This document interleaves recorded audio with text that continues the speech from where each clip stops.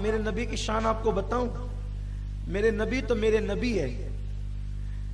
نبی کے غلاموں کی شان یہ ہے کہ اگر مٹی کے ڈھیلے پہ 3 بار قل ہو اللہ پڑھ کے دم کر دے تو وہ سونے کا ہو جائے. بات کر رہا تھا کہ محبوب کے غلاموں کی شان یہ ہے کہ ڈھیلوں پر قل ہو اللہ پڑھ دیں تو سونے کی ہو جائے.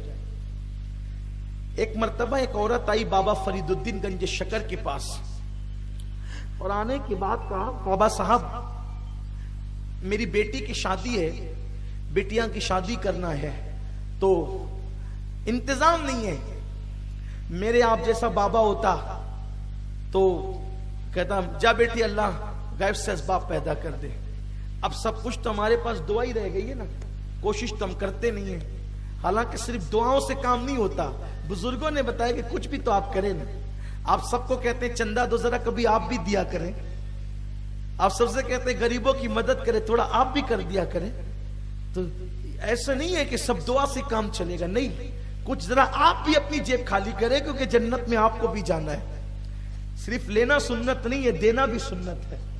تھوڑی سی جیب کا بوجھ آپ بھی ہلکا کریں تاکہ جنازے کا بوجھ ہلکا ہو.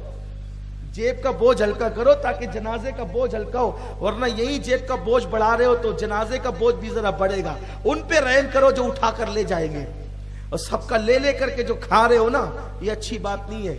ہمیں بھی جنت کی ضرورت ہے. تو کوئی مصیبت زدہ آئے اور اللہ نے اتنی صلاحیت دی ہو کہ آپ اپنی جیب سے اس کی مدد کر سکتے ہیں تو دوسروں کو بعد میں کہیں, ایک پیسہ ہی صحیح نکال کر پہلے کسی کی جیب میں ڈالیں, اس کی جھولی میں ڈالیں.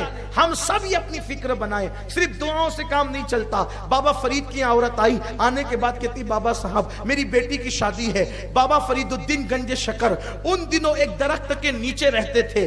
درخت کے نیچے قیام ہوتا پاک پٹن کے اندر, پوری فیملی درخت کے نیچے رہتی تھی. اس شان سے زندگی گزاری ہے بابا صاحب نے. بابا فرید الدین میرے بابا کیسے ہیں سرکار فرید الحق والدین اللہ اکبر گنج شکر مسعود شہباز اولیاء ان کو کہا جاتا ہے. بابا صاحب نے فرمایا بٹیا جا, اور جا کر کے مٹی کے 3 ڈھیلے اٹھا کر کے لا. وہ 3 ڈھیلے اٹھا کر کے لائی. بابا صاحب نے بلند آواز سے پڑھا قل هو اللہ احد اللہ الصمد لم یلد ولم یولد ولم یکن له کفوا احد,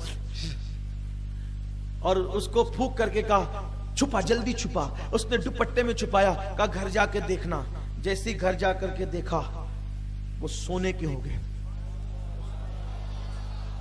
اب اس نے شادی چھوڑ دیا. اس نے کہا کہ بابا نے تو سونا بنانے کا طریقہ بتا دیا. بابا نے سونا بنانے کا طریقہ, اب وہ شادی بھول گئی. کہا کہ جب قل اللہ ہم پڑھ سکتے ہیں, قل اللہ ہمیں آتی ہے اور ہم پڑھ سکتے ہیں, تو پھر یہ 3 ڈھیلے کیوں, 3 ڈھیلے کیوں؟ وہ ڈھیلوں کو رکھ دیا چھپا کر, کھیت میں گئی اور خوب بوریاں بھری, اور بوریاں بھر کر گھر میں لائی. قل اللہ احد اللہ الصمد لم یلد ولم یولد ولم یکن له کفوا احد. پڑھتی رہی 100 بار پڑھا, پھونکا, پھر پڑھا پھونکا, پھر پڑھا پھونکا. وہ کالے کے کالے ہی رہے, سونا نہیں بنا. بابا کے پاس آئی, بابا جی آپ 3 بار قل اللہ پڑھتے ہیں تو آپ وہ سونا ہو جاتا ہے, اور ہم نے تو 100 بار پڑھا بابا جی لیکن یہ سونا نہیں ہوا. بابا صاحب نے مسکرا کے کہا, بابا صاحب نے مسکرا کے کہا قل ہو اللہ تو تو نے صحیح پڑھا, لیکن قل ہو اللہ کے لیے فرید کی زبان چاہیے. تیرے پاس فرید والی زبان نہیں. پلین ہے, پلین میں دوڑنے کی صلاحیت ہے, اڑنے کی صلاحیت ہے, لیکن رن وے تو ایئرپورٹ والا چاہیے, تبھی تو اس میں چلے گا.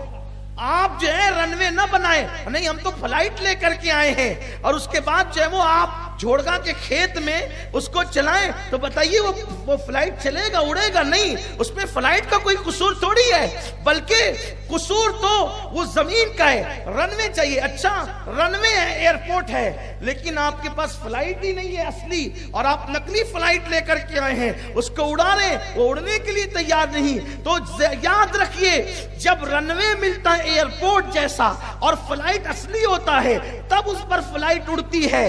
تب ایسے ایسے بلا تمثیل فرید الدین کی زبان ہوتی ہے اور اللہ کا کلام ہوتا ہے.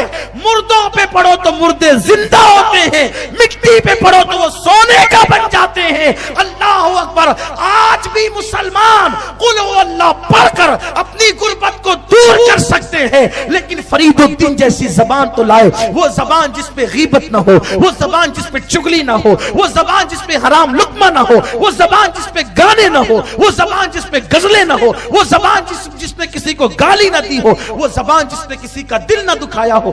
ایسی زبان تو لائے, ایسی زبان تو لائیں. اللہ کا کلام وہی ہے, اللہ کا کلام وہی ہے. زبانیں ہماری بدل گئی ہے. اگر زبان ویسی ہو تو آج بھی انشاءاللہ جو ہے وہ کلام وہی فائدہ دے گا جو ہمارے بزرگوں کو دیا ہے.